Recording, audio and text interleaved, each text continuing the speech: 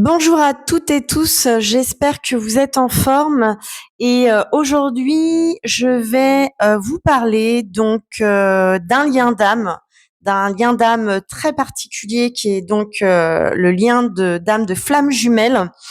Donc je vais en parler pour la première fois sur ma chaîne, tout simplement parce qu'il y a effectivement des personnes qui peuvent se poser des questions par rapport à ce lien d'âme et notamment, en fait, les ressemblances qu'il peut y avoir entre un lien de flamme jumelle et la dynamique relationnelle anxieux-évitant. Donc, on va mettre un petit peu, en tout cas, je vais essayer de vous apporter de la clarté sur ce sujet qui est profondément, bien souvent mal compris.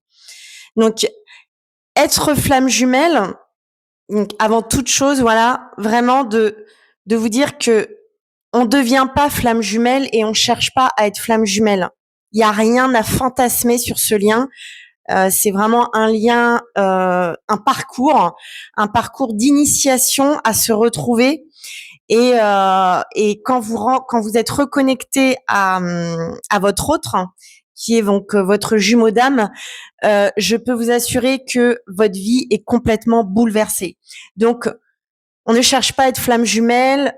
C'est quand vous découvrez que vous êtes flamme jumelle, la réalité c'est que vous êtes bouleversé, vous ne connaissez même pas l'existence de ce lien et vous savez pas ce que c'est. Hein, c'est vraiment la vie vous guide petit à petit pour que vous puissiez comprendre que vous êtes en train de vivre un lien d'âme.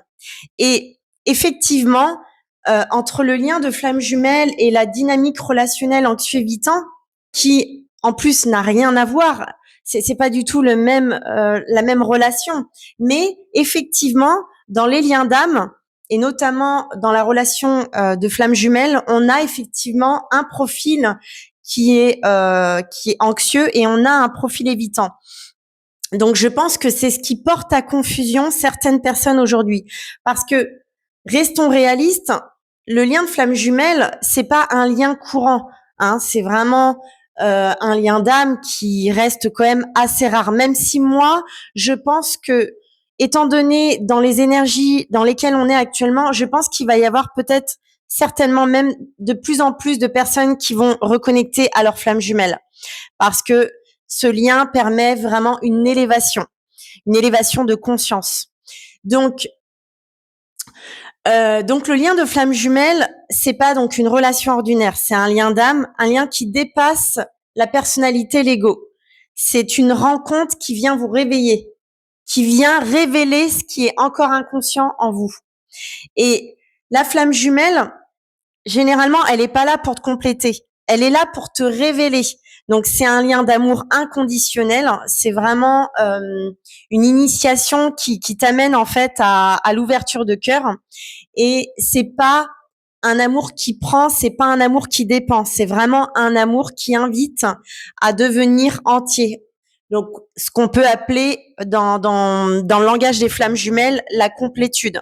Être complet à soi-même. Donc oui, dans cette relation, il y a effectivement un profil anxieux et un profil évitant. Ce qu'on peut appeler dans le langage des flammes jumelles, donc l'anxieux chaser et l'évitant runner. Mais ce qu'il faut bien savoir, c'est que les profils dans la relation d'âme, c'est pas des profils qui vont rester figés comme on peut voir parfois dans les relations anxieux-évitants, parce que dans le lien d'âme, qui est donc un contrat d'âme, donc un contrat, il y a une signature qui a été faite avant l'incarnation. Et quand vous êtes dans un lien de flamme jumelle, vous êtes obligé, en fait. La vie vous amène à faire le chemin initiatique. Alors que quand vous êtes dans une relation anxieux-évitant, vous n'avez aucune obligation. C'est-à-dire que c'est un cadeau qu'on vous fait, mais vous saisissez l'opportunité ou pas. C'est vraiment une relation qui vient vous permettre, qui vous donne l'opportunité de pouvoir évoluer sur vous, puisque l'évitant va mettre en lumière vos blessures et inversement, hein, mais vous n'êtes pas obligé de le faire. Alors que quand vous êtes dans une relation de flamme jumelle, c'est un contrat d'âme, donc vous n'allez pas avoir le choix. Donc ce que je peux rajouter également, c'est que dans un lien de flamme jumelle, il n'y a pas de toxicité. Contrairement à dans la relation anxieux-évitant classique, effectivement, cette relation peut devenir toxique parce qu'il y a vraiment un jeu d'ego contre ego, je te suis, tu me poursuis, dépendance affective, manipulation, tandis que dans la relation de flamme jumelle, oui, tous ces aspects sont travaillés, mais généralement, ça va pas tendre vers de la toxicité. Les jumeaux s'aiment d'un amour inconditionnel, même s'ils sont dans leurs blessures, et ils vont pas forcément rentrer dans une relation toxique. Donc, je vais rappeler ici toutes les étapes du lien de flamme jumelle pour que tu puisses identifier correctement si tu vis ce type de lien. Donc, la première étape, c'est quand tu vas te reconnecter à ton jumeau d'âme. Donc, c'est la rencontre avec ton autre. Ensuite, bien souvent, tu vas vivre donc ta lune de miel avec lui ou avec elle. Donc, c'est une lune de miel qui est assez courte puisque ensuite, la friction des égos va faire que ça va engendrer la séparation. Les blessures sont réveillées lors de la lune de miel. Donc pour le runner, ça va être la blessure de rejet, et pour le chaser, ça va être la blessure d'abandon. Et le chaser, c'est la polarité consciente. Le runner, c'est la polarité inconsciente. Même si, attention, c'est le runner, bien souvent, dans la majorité des cas, qui va reconnaître son jumeau d'âme ou sa jumelle d'âme, hein, peu importe, après vous adaptez. Une fois qu'il y a la séparation, donc souvent c'est le chaser qui plonge en premier dans sa nuit noire de l'âme. Ensuite, il va y avoir la compensation, ensuite la complétude. Une fois que le chaser commence à s'équilibrer, c'est à ce moment-là où généralement le runner commence lui à vivre sa nuit noire de l'âme, et c'est ce qui fait que pendant que le chaser est déjà le chaser devient ex-chaser, il n'est plus de chaser, et il commence à vibrer sa complétude, c'est-à-dire qu'il se sent bien dans sa vie, il est dans sa mission d'âme, il a fait pas mal de ménage dans son entourage, généralement tout a changé dans sa vie, que ça soit sa vie professionnelle, même le lien avec ses parents, parce qu'il y a beaucoup de travail sur le transgénérationnel, tout a vraiment changé, c'est vraiment une transformation profonde. Et c'est ensuite, en ayant donc je vais garder les termes chaser runner pour que ça soit plus compréhensible pour tout le monde. C'est quand le chaser va commencer à s'élever au niveau de son taux vibratoire, donc au niveau de sa fréquence, que le runner va s'élever également.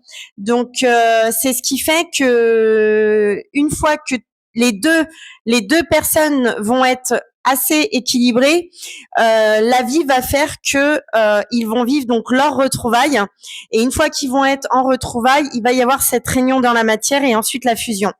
Donc je tiens à préciser que pour toutes les personnes que j'entends dire que la réunion c'est pas dans cette vie, tout ça pour moi c'est des gens qui sont dans le déni, qui font pas le job, et qui se voilent la face. À partir du moment où vous avez été reconnecté avec votre jumeau d'âme, dites-vous bien que oui, ça va prendre du temps, mais la réunion est bien prévue. Je tiens à le préciser. Bon, donc je pense que j'ai été assez complète sur ce sujet. Même s'il y a vraiment, vraiment beaucoup de choses à dire sur le lien des flammes jumelles et des différences qu'il peut y avoir avec la relation classique anxieux-évitant. Si tu as besoin si tu as besoin en fait d'en savoir encore plus que ce que je viens d'expliquer dans ce podcast, je t'invite à rejoindre l'école de l'amour conscient que j'ai créée. C'est un espace privé sur School. Vous avez accès dans mon descriptif à cette école. J'ai quand même fait en sorte de pouvoir vous proposer cette école à un tarif mais vraiment, vraiment, vraiment raisonnable. Donc, tout le monde peut y accéder. Que vous soyez un homme ou une femme, que vous soyez dans une relation anxieux-évitant, ou que vous soyez ou que vous viviez en fait un lien d'âme. Et j'ai donc vu qu'il y a de plus en plus de personnes qui me demandent, qui me posent des questions sur les liens d'âme. J'ai prévu dans cette école de faire des lives spécialement pour vous, ceux qui vivent des liens d'âme, parce que Je connais la difficulté de ce lien, de ce parcours initiatique qui est vraiment le parcours de se retrouver soi et de vibrer l'amour inconditionnel. Donc, c'est quand même pas rien. Voilà. J'espère t'avoir aidé. Je te souhaite plein de belles choses. Prends soin de toi et je te dis à très bientôt.